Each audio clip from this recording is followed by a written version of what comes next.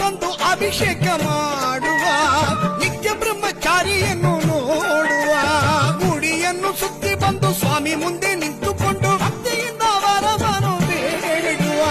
ಭಕ್ತ ಬಂದು ಇವ ದಾನ ಪ್ರಿಯನು, ಇವ ದೋಷ ಕಳೆವ ಪಾಲಕ, ವಿಪ್ರ ಪೂಜನಿವ ವಿಶ್ವವಂದ್ಯನಿವ ಬಾಲರೂಪವಿ ಮೋಹಕ.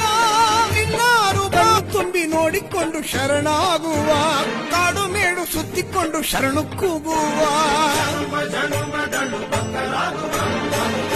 ಮನಸ್ಸಿನಲ್ಲೂ ಧ್ಯಾನ ಮಾಡುವ